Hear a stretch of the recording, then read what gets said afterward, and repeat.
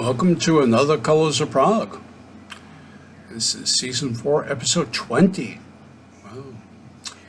So, yes, Genesis again.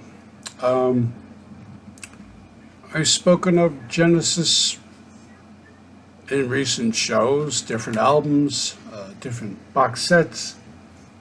And then this came across my trajectory, so to speak, and I said, well, I'll try this and see what it is. So,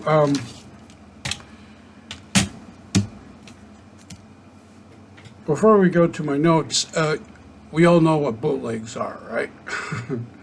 And back in the day, especially in Greenwich Village, I used to live in New York, and I used to go to Greenwich Village a lot. And then I ended up living in Greenwich Village on the east side.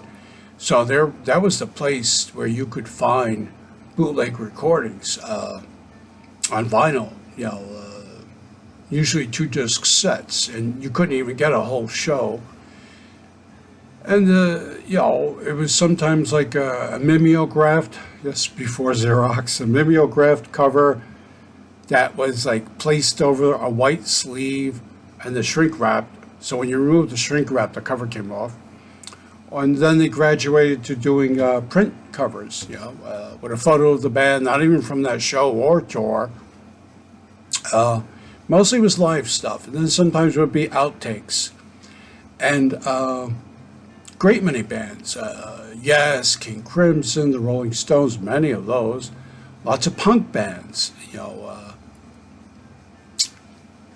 people would go in with audio cassettes and tape shows, and they transfer them, sometimes not expertly, or there would be a simulcast show on an FM radio station somewhere, and that would, once it was simulcast, person would, people had decks, audio decks, and they think, oh, the show's on now, and they would hit the record button, pop it in a cassette, and that would make its way around, and then get transferred to vinyl. Some entrepreneurs, they went the extra mile to try to remix this stuff. Now, 2024, King Crimson got their hands on, Fripp and King Crimson got their hands on some tapes, remixed those, and been putting those out as official live recordings from way back when. And I got a number of those, and the sound was quite good, so they worked on those.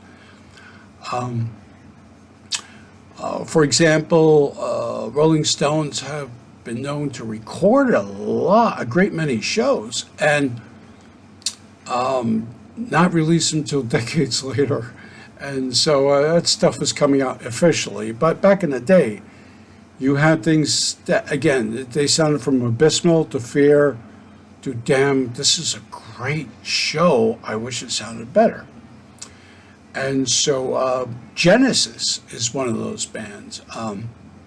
There's not a great deal of officially released Genesis live material, especially from the Peter Gabriel years. But there were quite a few bootlegs out there. If you were going to Bleecker Bob's and the Village store on 11th Street, long gone now, and then places on the east side, Avenue A, St. Mark's, and you go through the racks. They wouldn't mark them bootlegs. You would go through the okay, here's the Genesis section. You go through Genesis, like there's three Genesis albums and like 25 bootlegs. It's like crazy. So that being said, with the advent of CD, and now we're in 2024, and so there are labels. What do we call them? Ghost labels. Some of them are in Turkey, some of them are in Greece, and some of them come from Asia. I try to do research, and so where these labels originate, and So I had a Fish recording I spoke of a few shows back, a Fish live recording, and which sounds terrific. And but the vintage of that was in mid 2000s, so it's it came off a FM radio simulcast. So what about something much older? So Selling England in Montreal is what this is called. So I took it out of the sleeve so you could see it. I took it out of the sleeve. And so there's been quite a few Genesis live recordings released on the black market, particularly of the Peter Gabriel years, most likely compared to the very little officially released product offered to fans and consumers. 1973's Genesis Live is a single LP disc release. And the sound on that, and that's an official recording, the sound on that wasn't great. Now, there's some live material from the vaults included on the limited edition but very expensive Genesis collection from some years back. Archive, 67 to 75, 4 discs.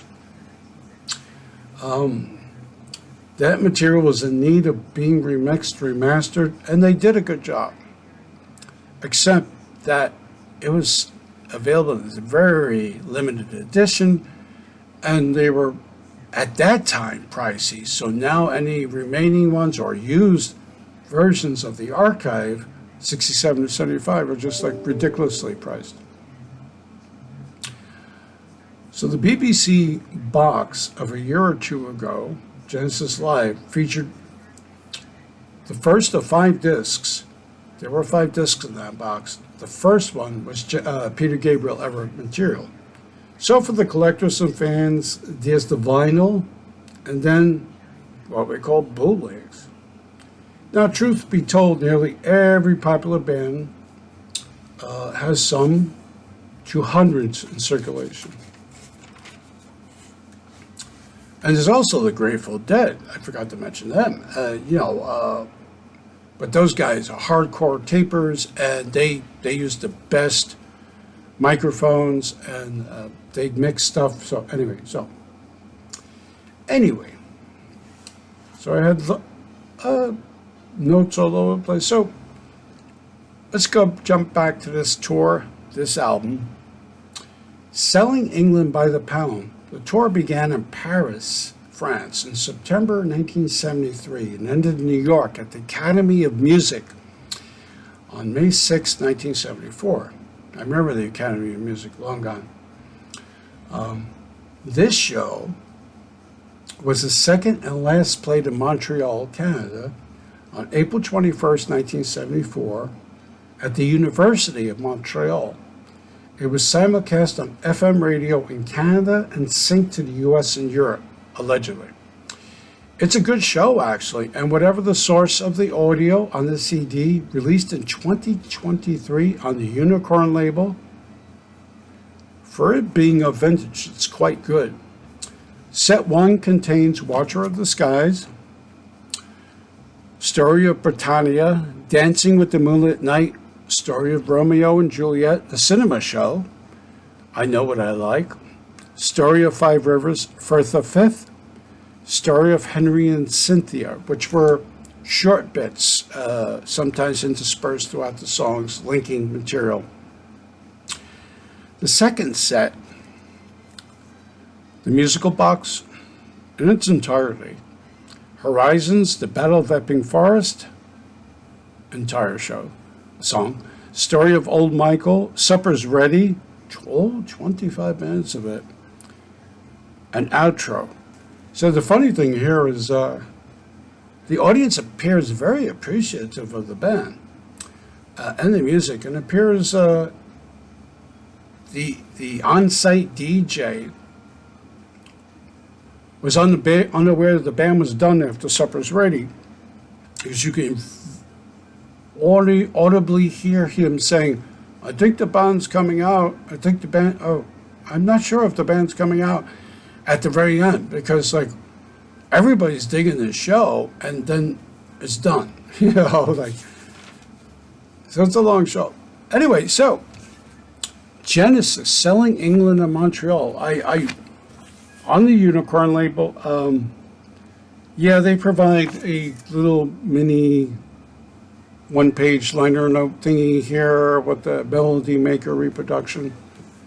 And if you look at this front cover, so Peter Gabriel back in these days was doing his art phase thing where he's suspended by these wires. I like the back cover too. You know, it's like, hey, here's the band. You know, everybody forgets is Steve Hackett wore the beard and glasses for much of his Genesis lineage. It's very interesting. So if you go find this, it's around. It's worth adding to your collection of early Genesis material, and I recommend it. You know, it's. Yeah, I know it's not an official release, and I know it's not a condoned release, but you know, being as it may, we don't have much official live Genesis material of Peter Gabriel. That's the way it is. So if you come across something decent sounding, and this is beyond decent, this is quite good. Again, on the Unicorn label, wherever they're from, yeah, try to find it, because I recommend it. I have nothing to do, I don't even know who Unicorn is, but you can contact me and I can tell you where I got it and see if there's any more out there or something of that ilk. It's nice to hear this in the context of 1974, before they did the Lamb Lies Down on Broadway, what the band sounded like live, and what the audience reaction was at that time.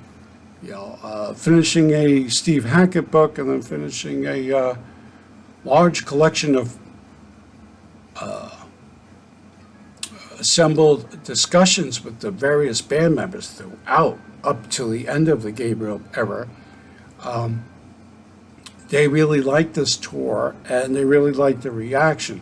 You know, the funny thing was, Genesis was more well-liked in Europe, Italy, France, Germany, than they were in the home of the UK. And it only took toward the end of that period that they were becoming more popular.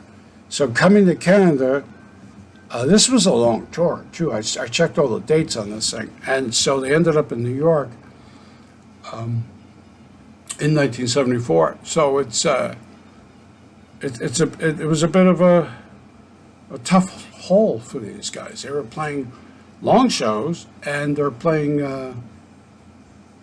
pretty much several times a week. So anyway, Genesis selling England in Montreal. I recommend it. You should check it out.